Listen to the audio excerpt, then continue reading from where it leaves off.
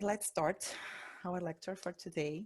Mm, I need to confess, it's not, it wasn't an easy um, lecture to prepare. Not for the teachings, not for the doctrine, of course. Actually, everything about the doctrine was very simple to understand, but to see the experiences. I was talking to Bruno and Adriana that they get early on the room, on the online room, and to listen people who choose, who did euthanasia already, and the ones who are in line waiting for the the authorization for do it. So it was an easy listen to them, knowing what they're gonna face in the future. But this is it, right? We need to talk about it. We need to know it, and maybe we can help if somebody's crossed our life. If this is happening in our family, in our life, maybe knowing what we're gonna talk about today can help some of us. Um, Today, euthanasia, it's a very debated subject in our time, in our world, right? Because it never was so, people never looking for something like this so much as they are doing now. Um, we understand, we as spiritists, we understand how difficult and painful it is. And I hope that this lecture can give you a perspective of the of spiritism about this subject. During my research, I found a Brazilian doctor. She's amazing, and I really recommend you guys to look after his lectures and her work. Her name is Dr. Ana Paula Arantes, who is a geriatrician. Geriatrician, it's a doctor who take care of people after certain age, people after 60, 65, people who need a different care, uh, who lived a lot already, and the body needs a different care. And she's postgraduated in psychologies in bereavement intervention and palliative care from Oxford. She said that it's very difficult for us to talk about euthanasia since we as human beings can even talk about death. That for the ones who don't have a spiritual view of life is still obscure and full of questions with incomplete answers, right? Even for us, spiritists is something that we don't want to talk about it. I don't know if you guys know people like this, but I do. People inside of spiritism who know the doctrine, who know the spirit's book, the gospel. But once we start to talk about somebody who was dead, somebody who just died, they say, no, no, no, no, no. Jesus, let's talk about this. Let's don't talk about this because we can attract something to us. So even the spiritists, they have afraid of that. They don't want to talk about it. It's something that's difficult for the human creature to talk about it, right? And a life that is here that we are living. So it's something that Daisy, you're not. Yes. I'm sorry. Can you increase your volume? We cannot hear you good. Oh, Or, really? or you speak a little louder if you can too. Or Okay. fix your volume, please. Okay. Um, okay. If I do this, it's better. Guys, you are listening me better now? Yes, yes. Yes. Okay, so I'm gonna take my phones off. I think it's the Okay. problem, it's the microphone of the phone. Uh, okay, let's keep moving. The spiritist view about those, it's very simple. About euthanasia, it's very simple. The feeling, the emotions, and the spirit, it isn't. But we need to know the truth before making assumptions. And André Luiz said in Astral City, he said that it's a sentence that I bring with me. I bring it with my heart. First, you believe in something, right? In some subject, in some situation that is very difficult for you. So first you believe, then you are sure. And when the certainty is unshakable, then you will know the truth. So this is something that I hope for us tonight. Okay, I want to start this lecture. It's not a easy, as I said to you guys, it's not something easy to put. It's simple, but for the ones who already lived, for the ones who already passed for this experience, it's not simple to talk about it. It's never simple to talk about death, right?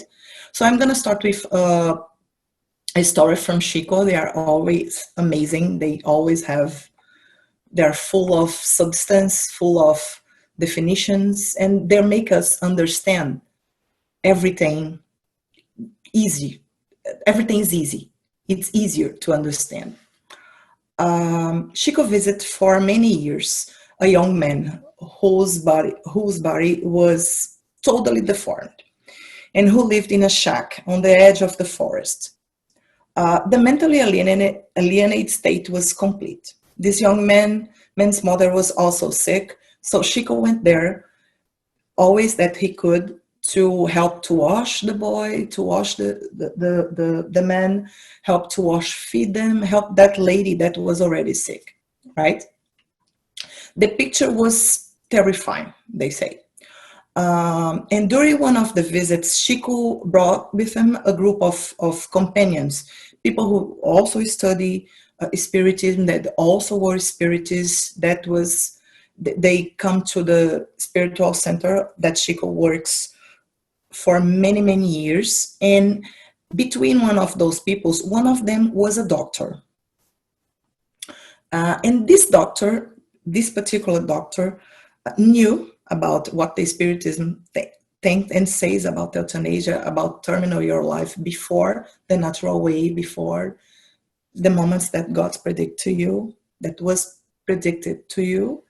And he asked to Chico, Chico, even in this situation, euthanasia, it's not a way. We should not apply, misericordia, mercy to this person. And then Chico replies, I don't think so, doctor. These brothers of yours, in his last incarnation, had a lot of power. Persecuted, harmed, and with inhuman torture took many people's lives. Some others forgave him, others didn't. Through your life, they waited for they waited for his body. They waited for his death. And as soon as he left his body, they grabbed him and tortured him all the way for many years. In every way that you can imagine, this man was tortured.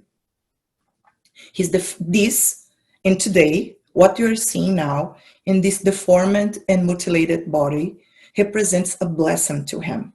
It was the only way that divine providence has found to heal them from its enemies. The longer you hold on, the better. How to pass of the years, many of your enemies will have forgive you. And others will have incarnated. Applying euthanasia in this situation, in this poor thing, in this poor creature, will be returning him to the hands of their enemies to continue to torture him. And then the doctor understood, right, the reason for that deformity, for that body, for all that suffering. And then he keeps saying, he had one more question for Chico. And then he say, okay, but as you said, he did lots of bad things, right? In the past, he wasn't a good person. So how the divine justice will act in this situation? How he will rescue his crimes? And then Chico answered to the doctor, my friend, he taps on his shoulder like this and said, my friend, Brother X used to say that God uses time, not violence.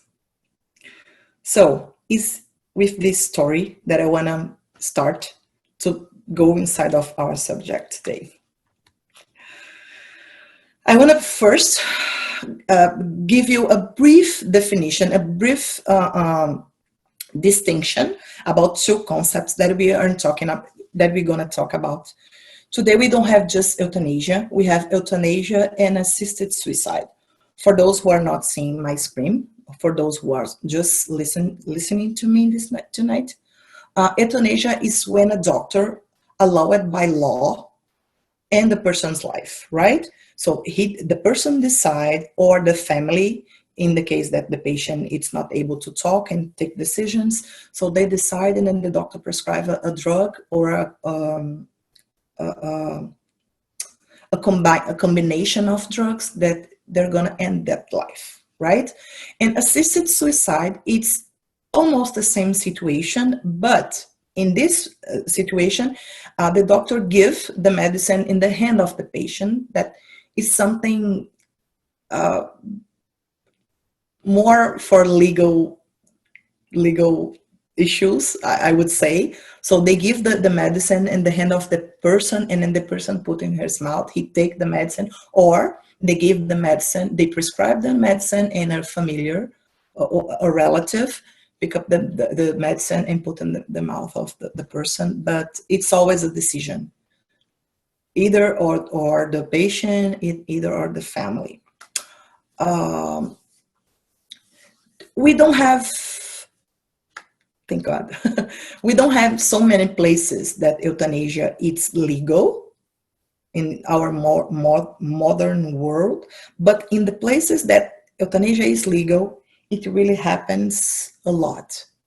Like in Europe, we have Netherlands, Belgium, Switzerland, Luxembourg, and also outside of the Europe, we have Colombia. Canada 2 years ago approved the law making euthanasia a legal thing, something that you can look in for without being considered suicide or homicide in the case that's assisted suicide. And here in the US, we have just 5 states where euthanasia is also legal. You can request to a judge the right of death, your right of die. And these states are California, fortunately, Oregon, Washington, Montana, and Vermont. Canada was the last one to approve that. But for you to know, when in Switzerland, I believe, no, in Belgium, as soon as they approved the law, the rates, they increased 300%. The people were asking for that. This is not a good thing to know, right? But now I want you to reflect, to pay attention, and try to understand the spiritual view, what the spirits say to us about this. Some say, let's start with this thinking, right? Some say that euthanasia, it's a matter of charity. It is the relief for an unbearable pain or situation. It is a citizen's right. It is a citizen's right. Oops, okay. It's okay. It is a citizen's right. It is a good thing for the ones who are going to pass away, right? For the ones who are taking the euthanasia, and also for the familiars, for the relatives, for the person that are around us. These are statements and conclusions based on the premises that death is the end, right? That with the death of the body, it will free us from the pain, from the problems, the probation. That said, we conclude that the reasoning used to defend and practice euthanasia or assisted suicide, it's found in ignorance. I don't want to use harsh words here, but is based on a knowledge that is fake. This is not the truth, right?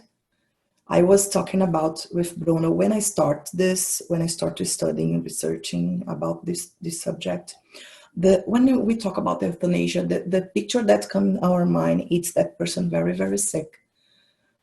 Sometimes can even talk, or the pain is so badly. So they are there on the bed, and or in the relatives are there. Everybody's suffering so much. This is the picture that you see. But once we start, mostly in the Europe, it's not like this. Like most of the time, it's not like this. People who are requesting this, that they claim that they are depressed. Of course, they have depression, a very bad depression, and the disease is in their minds. Their body are perfect. They have healthy, but not mental health. So they spend a couple of years talking to doctors, to psychologists, to psychiatrists, every professional that could give a diagnosis. And they do say, yes, this person really wants to die. The life is unbearable for them. And they want to stop the suffering. In every single video or paper that I read, this is the main phrase. This is the main reason. They want to stop the suffering. So this was too harsh for me to hear, because we as spiritists, as someone who believes in the spirit, in the life after the body's death, we know that it's not that suffering, that situation, that proof, it's not stopping. It's not the death of the body. It's not stop. Will not stop the pain. And everything that they're gonna find out after, it's disappointment, and maybe some more pain, because they just violate a natural law, right? They just violate a God's law. So if they knew the truth, it would not make sense to abbreviate moments, weeks, months, or even years, one suffering, knowing that the pain will not go away, that the difficulties will be even greater, because the unplugging of the body spirit didn't happen at the right time. The body was designed designed and given by God to that specific spirit to purge the debits of the past and for spiritual evolution. So that body, it's being thrown away before accomplish its purpose. The moment of born, when we reborn in this world, it's sublime. Either should be the moment when we discarnate, right? The moment when we end this world. So Dr. Ana Claudia, that I talked in the beginning of these lectures, in her works, makes a very interesting analogy. She said that euthanasia works as a fake cake. You see a beautiful, peaceful and delicious cake, but when you bite it, it's fake. You can enjoy the flavors because there is none. It is the same when you choose to die, when you choose the day, the moment, and how it's going to work. It is not your death. It is not something that came for you by something, but something that you choose. This, my friends, it's a big thing here. I believe that most of you will agree with me and Dr.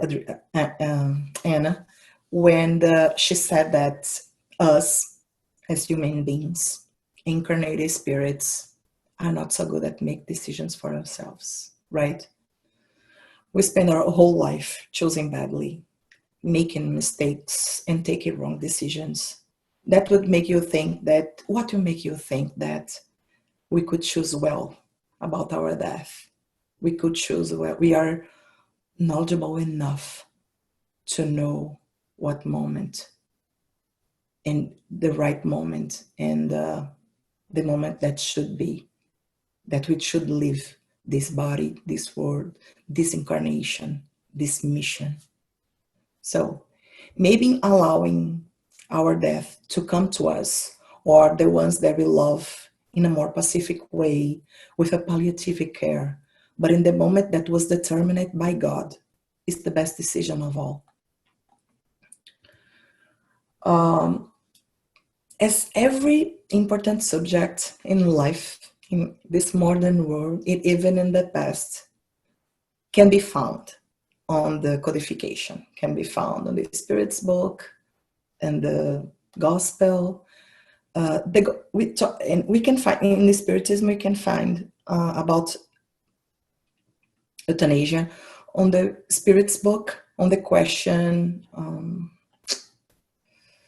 953, and also in the Gospel according to Spiritism, the chapter 5 and items 27 and 28. And also in many books, psychographies by Chico Xavier, Divaldo Franco, Spirits magazine. So we have a bunch of spirits talking about this and trying to enlighten us in the moment of doubt, in the moments of pain. As I said, that it's not easy. The theory, it's simple, not easy. It's simple to understand, but feeling, passing through all that, I can just imagine what is this. And in the Gospel according to Spiritism, that is a very beautiful text that I bring just a little bit for us. It's said from St. Louis, and it said, the patient at the very moment of exhaling the last breath to revive and recover the faculties can, for a few moments, that hour of grace, which is granted, it may be of the great importance to you. You are unaware of the reflections that your spirit can do it, the convulsions of agony, and how do it in the convulsions of agony, and how many torments can save you a flash of regret. Mine are the last sufferings, as much as you can, but as much as you can, we're talking about palliative care, but be aware of shortening life, even if of a minute, because that minute can avoid many tears in the future. So life is given to you by God as an act of mercy for you to progress in a body designed for you through the trials and expiations that you need to go through. This is a word of trials and expiations, right?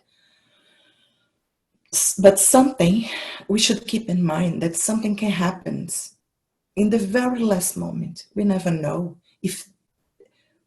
How many times doctor say wrong, right? The science was wrong in that situation. So this is a terminal patient. It's going to die in 2-3 weeks. And that person lived. So I had my grandfather. He's not with us anymore. Incarnated. He discarnated like 7, almost 8 years ago. And he was given, the doctor gave to him 6 months, 3 times. After that, he lived for 8 years. And he had a life. It wasn't a life over a bed, right? It wasn't a life of a very ill person. He had that moments, but he had a life. He laughed. He saw grandchildren, so many. They're born after that. And sometimes we are humans, we can be wrong, right? Doctors can be wrong, science can be wrong. But when the situation is not like that,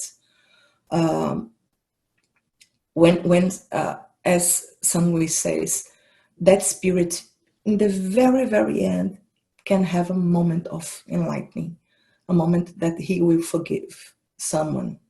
He will think in the things he will regret. And that moment can be really, really valuable for that person in that situation.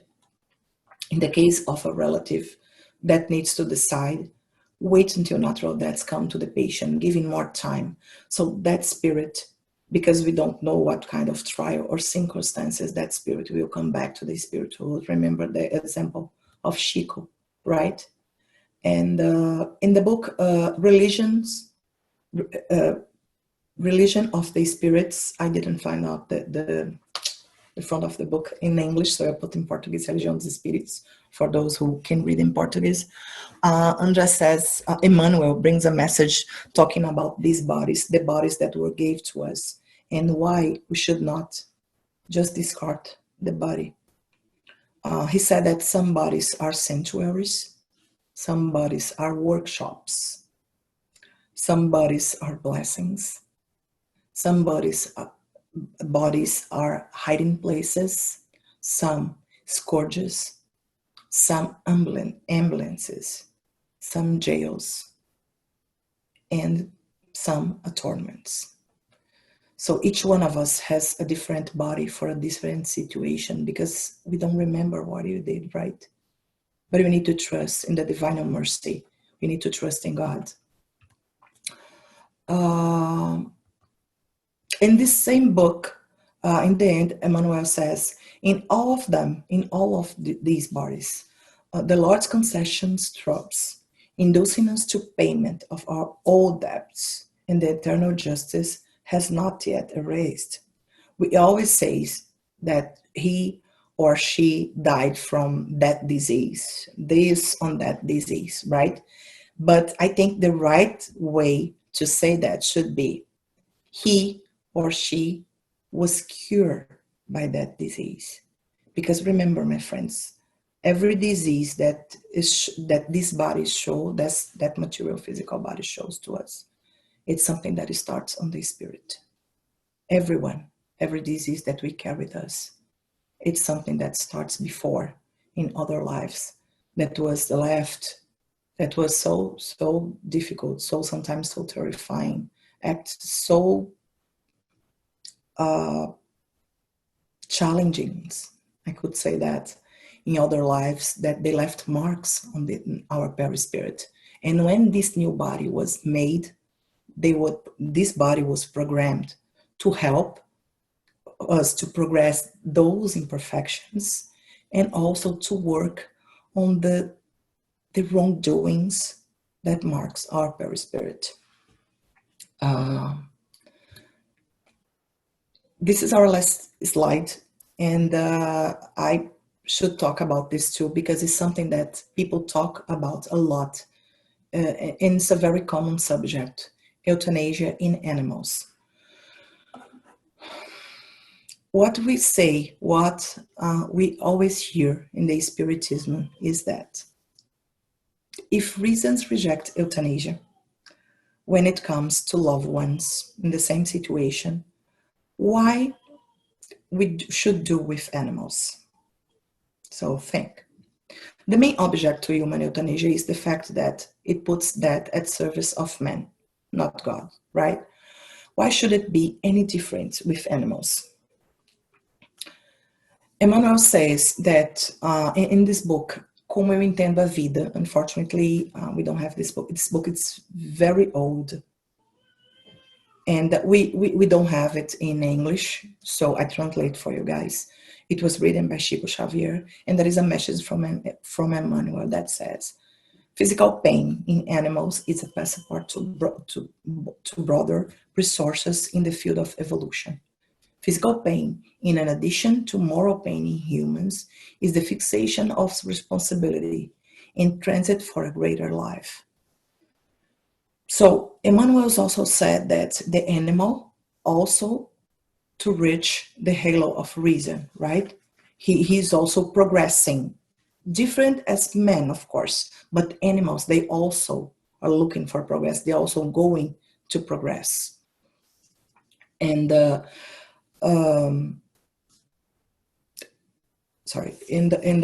animal strives to obtain its own perceptions and establish them. The human strives to advance from ignorance and sublimation. Physical pain in animals is a passport to broader resources in the fields of evolution, as we saw in the message. The ideal behavior toward a pet in a terminal phase is taking a good care of him, preventing him from suffering. We don't want them to suffer. They are too loving for us, right? They are too close to our heart. By applying specific medications, palliative care, by doing nothing to prolong his existence, but to taking care that he's not suffering, he's not in pain.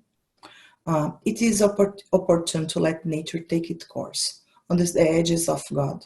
The suffering of the animals is also a trial for the honor of the animals. So what we hear, we always hear. Of course, every case should be analyzed by itself.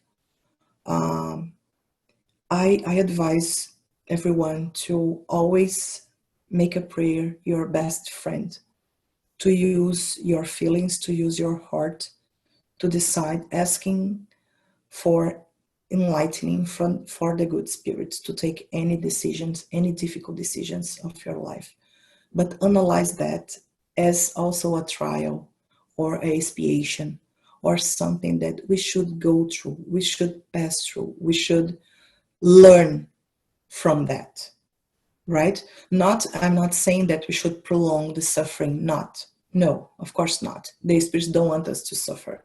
Remember that. They want us to be happy, they want us to progress. But if the suffering comes through loved ones, from a relative, from someone that you love, or from an animal that you love, we need to reflect about that. We can always go through the Spirit's book, through the codification. We always gonna find help and the right message, and always praying to God, because when you ask, the help will always be helped. And this is what we have for today. Thank you, everybody. I'm gonna keep doing with the final prayer, and also the